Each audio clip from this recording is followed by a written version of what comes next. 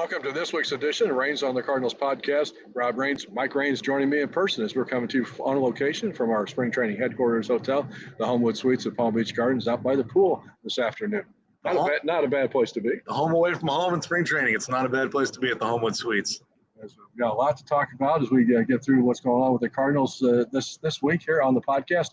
A couple things to bring up before we get into kind of what's happening with the Cardinals. Those are things we want to make sure everybody is aware of, and that is that we have another podcast that's going to be starting shortly here on our stlsportspace.com with our new sponsors at Archwell Health. The Archwell Healthy podcast will be starting soon, so be looking out for that. Dr. Adam Fitzgerald will be joining us. A lot of topics we're going to be talking about, including what's going on with the Cardinals in terms of the injury fronts, and as well as just some healthy tips for everybody out there in our audience as we get into more of the start of spring, what to do to stay healthy. So looking forward to chatting with Adam and getting that going here soon.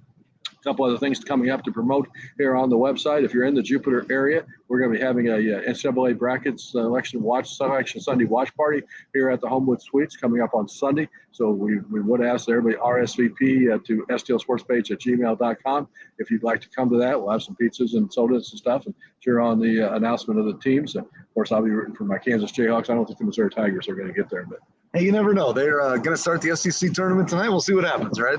So we'll wait and see on that. And then if coming up in St. Louis here in a couple of weeks, we're 2 weeks away from opening day, March 28th in Los Angeles, with the Cardinals on the road to start the season.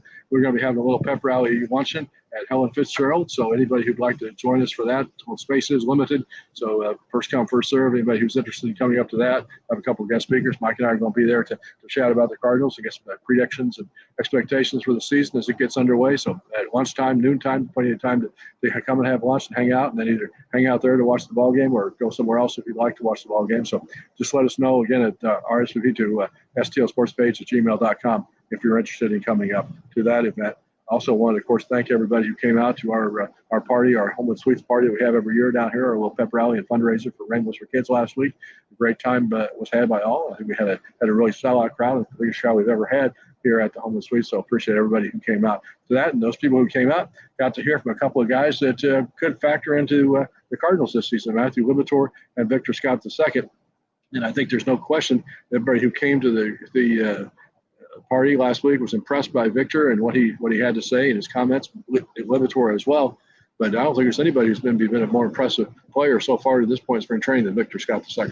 He's played really well, and he's an exciting player to watch. You know, a lot of people forget about the Whitey ball era, right? Sometimes you don't think about it because his team hasn't done it in a while. But in a player like Victor Scott, you see how important running is and how different it is. And it was exciting to listen to him at our baseball bash and hear him talk, and definitely poised young kid that a lot of people are rooting for.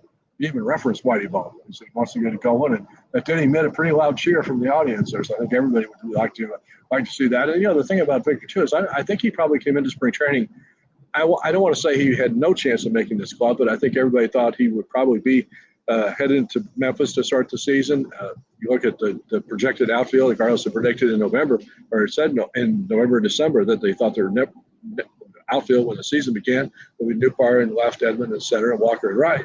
And coming into spring training, there really wasn't any reason to, deviate from that. But of course, the injuries to Newbar and Edmund have kind of opened that door. And it's to Victor Scott's credit, he's played really, really well, and it's going to force the Cardinals to make a tough decision, I think.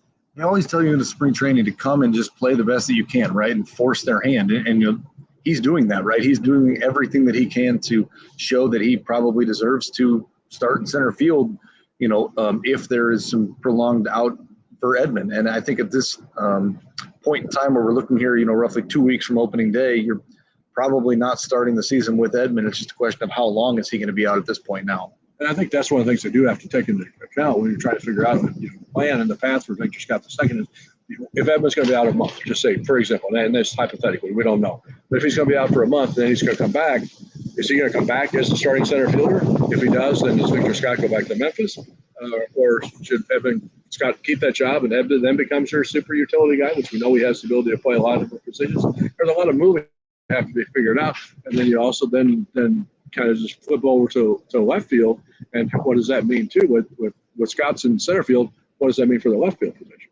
And I think when you look at a player like Victor Scott, he really changes the dynamic of this ball club, right? You look at yesterday's game here in spring, and he did what's he get? He get a single, stole second, and scored from second on an infield single. So that's pretty impressive, right?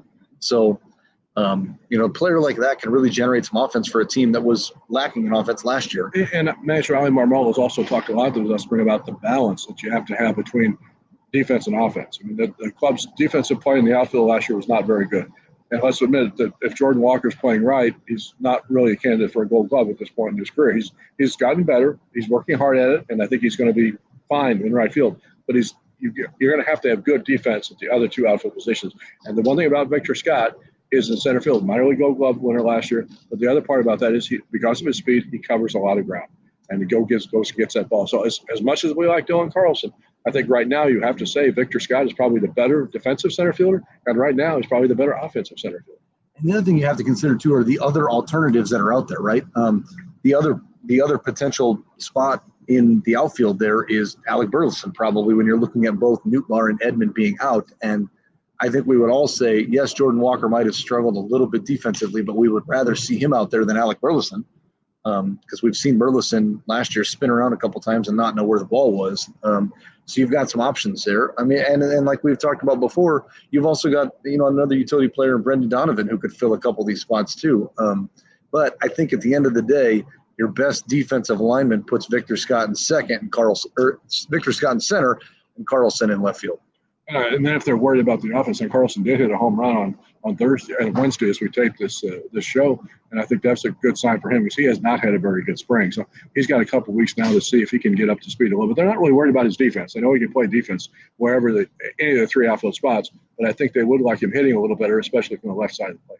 Yeah, and I think it comes down to, you look at the consistency last year of this team, right? And they weren't there. There were a lot of spots where you get runners on base and then nothing happened, right? They led the majors with runners left in scoring position last year. And so they need to flip that script. And when you get guys on base, they got to score. And does a player like Victor Scott and his speed and the stolen base ability change that game?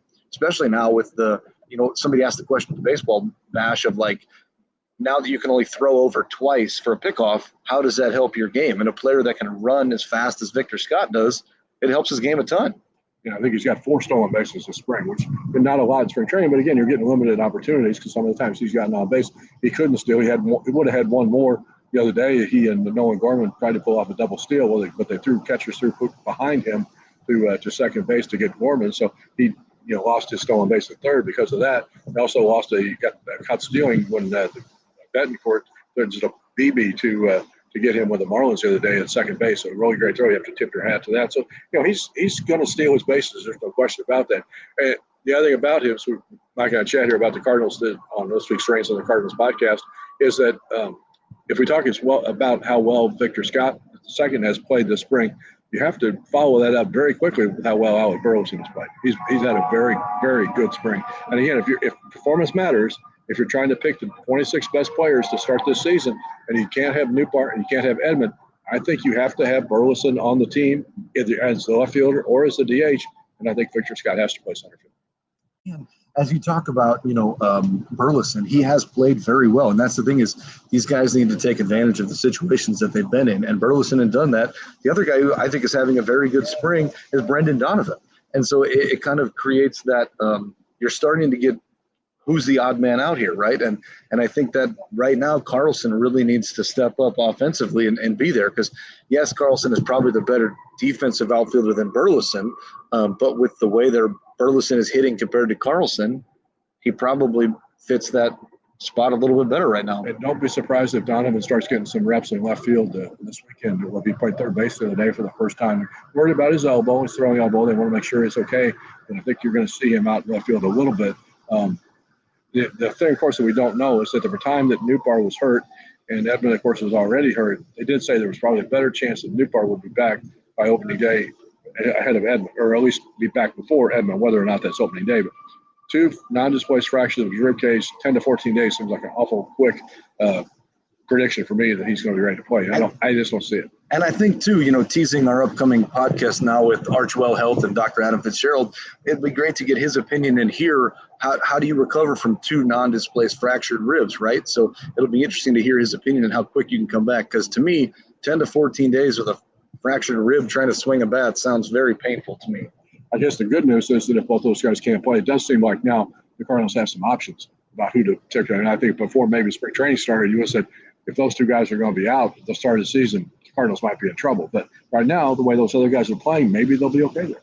I think so. And with Burleson, you have the option of, obviously, like we just said, putting him in DH and putting Donovan in left field, which would be a better defensive alignment. But Carlson's still got 2 weeks here, and he's going to see a lot more playing time due to Edman and Newbar being out. So Carlson's got some time, and if he can turn it on in these last 2 weeks, he can still earn that spot, I think. And don't forget that Carlson also is coming off a pretty important surgery. You know, he had surgery on his ankle last September, and that's not an easy. You know, so much of your hitting ability and your ability to especially hit for power, it comes from your legs, it comes from your feet, and so he's got to be 100% sure that ankle is structurally sound. And it's not surprising to me that he struggled a little bit at the start of the spring, just as he recovers from that injury. So it's something going to be something to watch here for the next couple of weeks. Other thing I think is a couple of things are a positive note for the Cardinals is Sonny Gray. When he got hurt a week ago, everybody said, "Oh, you know, he's lost his shot to pitch on opening day." I think he's coming back a little quicker than they expected. He's thrown one bullpen. He's scheduled to throw another bullpen on Thursday. He may have a time to get in at least one more start this spring, maybe 2 more starts if the bullpen goes well on Thursday. So I'm not ready to rule out the fact that he won't be ready to pitch on opening day in Los Angeles. And it may not be the worst thing in the world if he misses one start, right? I mean, I think we're all okay with that. So it'll be really interesting to see how his bullpen goes, how he throws.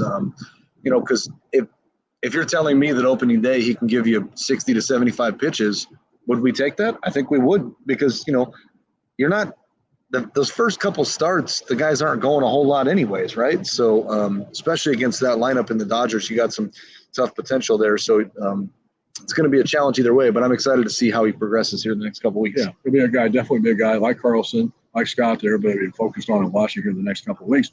The other part of that pitching situation is that if Gray can't pitch, or if the Cardinals decide they do want to go with the 6 starters we talked about because they play those first 8 games in a row without a day off to start the regular season, Mr. Zach Thompson has had a pretty good spring.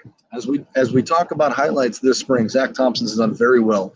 As we mentioned earlier today, his ERA has now dropped to 2.25 this spring, which is fantastic, right? What you want to see, controlling the game, controlling the tempo. So he certainly, I know we've talked about a 6-man rotation, but, you know, we're not sure where Gray's going to be, but Thompson is certainly looks like he's locked up that spot. I would think at this point he's ahead of Liberatore in that competition. If it is, you know, was this a competition? 4 hitless innings on Wednesday against the Twins in Fort Myers. Only walked 1, struck out 5. I don't really think you could have asked for more out of Zach Thompson this spring that he's given you, and certainly shows like he wants that starting position. He admitted it as far back as the winter warm-up when people said, "You're going to go to the bullpen, you're going to start." He goes, "I want to start."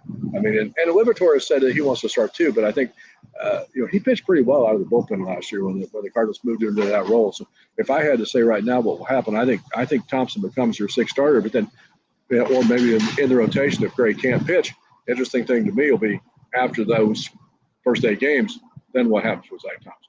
And I think the other question mark, too, you have to ask is where do you want Zach Thompson or Liberatore to be if they're not starting up here? Do you want them to be a starter in Memphis so they're ready to go as a starter if in case something happens? Or do you value that arm strong enough that you need it in the bullpen here? So it'll be interesting to watch that competition and see kind of how it shakes out here. Yeah, because they still have to figure out the whole left side of the bullpen. I mean, you figure that JoJo Romero, I think, and I had him as a lock this week on the roster that I predicted on STLSportsPage.com. I'm not so sure that's a lock. His outing on Monday was not very good. Did not look sharp at all. A lot of base runners.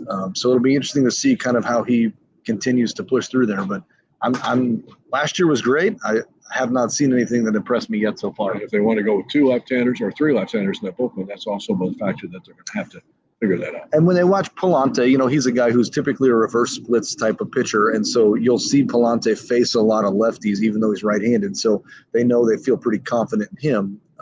So it'll be interesting to see if they prefer the traditional lefty-lefty matchups or not.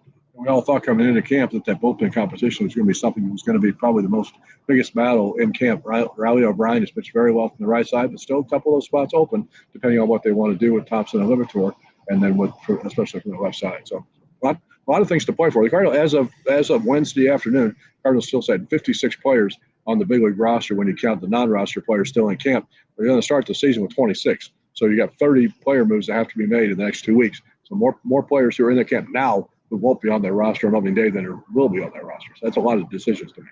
A lot of decisions. And obviously some of those are, make themselves as you dwindle down. But I think that those last 10 decisions to get from, 36 to 26 is going to be a difficult competition, I think. And there are also some, of course, too. I don't see any, possible additions from outside the organization too. But you never know. A trade is a possibility here late in spring training. As some other teams have roster decisions to make, or we mentioned before, the free agents are still out there. You still have Jordan Montgomery. You still have Blake Snell. I don't see the Cardinals getting involved with one of those guys, but you just never know. And their price drops, and they're willing to do a short-term deal and something like that. Who knows? See, trade rumors have picked up again. There were the Cardinals involved in it. I think the next 2 weeks will be pretty interesting around baseball. Yeah, and I think, obviously the news coming out today of Garrett Cole missing a month to 2 months is really going to change some of that, because now what do they do? From a Yankee standpoint, they may want one of those guys. And the Rangers, I think, are going to be a strong contender in having, a few guys that are out. So I think there's a lot of moves in baseball across the board in the next 2 weeks that are going to be pretty interesting to watch, not just from the Cardinals news, but all over the place. I want to encourage people, if they haven't had a chance to check out elsewhere on the STLSportsPage.com website. Did a long feature this week on Matt Carpenter and how he's embracing and accepting his new role as a kind of an advisor. Talked to a lot of the young guys that he's helped already with conversations they've had. And so it was a pretty interesting story. So I encourage you to check that out as well. Speaking of things to watch for the next couple of weeks, there's a couple of games coming up this week that I'm really excited about. No surprise to you. And that's the spring breakout game. The prospects, Cardinals prospects, are going to be playing on Friday against a team from the Marlins on Friday, and then a team from the Astros on Sunday. You're going to see Tink Hence start the game on Friday. I suspect DeCale Roby will start on Sunday, but I haven't heard that officially yet. But I'm certainly probably going to pitch in one of those games. And you're going to get a lot of the other prospects. You're going to get Mason Wynn. You're going to get Thomas the GC. You're going to get Victor Scott II. I think we'll play in a little bit in those games, even though they played a lot in the big league games. But I'm more excited to see some of the minor league guys who've not had a chance to play in the big league camp. We're talking about Juan Ben Cho, the young outfielder that the Cardinals signed out of South Korea a couple of years ago. Talking about Chase Davis, the outfielder that they drafted in the first round last year. Talking about Quinn Matthews, the pitcher that they drafted out of Stanford last year. So I think those games promise to be a lot of fun. There's a lot of young, exciting prospects that the Cardinals have recently just drafted, but also at the end of the last season with all the trades they made, there's so many new guys that were added to that prospect list in Sagisi and Tekarobi, and so I think it's exciting to see a little bit more in depth of those guys and get an idea of what we really have, down the road. Of, is this somebody that can be a future all-star here? Or is this somebody that we can pivot to get into a bigger arm or bat later when we need it down the road?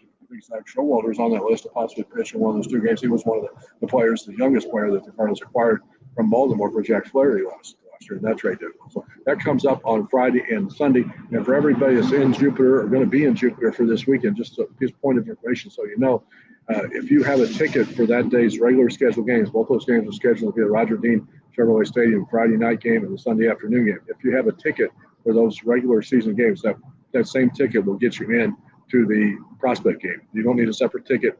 They'll play in advance of that game. It will be basically just like a straight doubleheader with the prospect game coming before the other game. 2 o'clock on Friday, Florida time, and 10 a.m. Sunday for that game. And I believe the prospect game is 7 innings. I believe it's supposed to be 7 innings. So a little bit shorter, but certainly a nice way to go see a lot of these young guys that we talk about a lot. And obviously, you're a big proponent of the minor leagues, and so I think it's a neat idea. I'm glad they're doing it. I hope people go out and watch. I hope so too. Something to be fun to watch. So, what else are you looking forward to seeing here the next couple of weeks as we get close to opening day? I think as we've talked about before, it really takes position players, in my opinion, about 2 weeks to really get going. So these last 2 weeks, I think, are the most important for position players to kind of solidify where they are and how they're doing offensively. And so, I'm looking for Dylan Carlson to see how can he finish strong? Can he earn that spot to show that he needs to be here? And does Victor Scott continue his solid spring that he's had to, force the Cardinals' hand a little bit? So the center field competition is one that I'm really watching to see kind of how it shakes out these next 2 weeks. Again, if you're in the Jupiter area, you want to come to our Selection Sunday watch party. Pizzas and some drinks and stuff on Sunday at the Homewood Suites. Just be sure to let us know you're interested in coming. It's STLSportsPage@gmail.com. Same thing with our March 28th opening day pep rally at Helen Fitzgerald's in St. Louis before the game in Los Angeles. Space is limited, so we need to hear from you at stlsportspace@gmail.com if you're interested. And we'll be back next week with another edition of Reigns on the Cardinals podcast here on stlsportspace.com. From Mike Reigns, Rob Reigns reporting. Have a great day, everybody.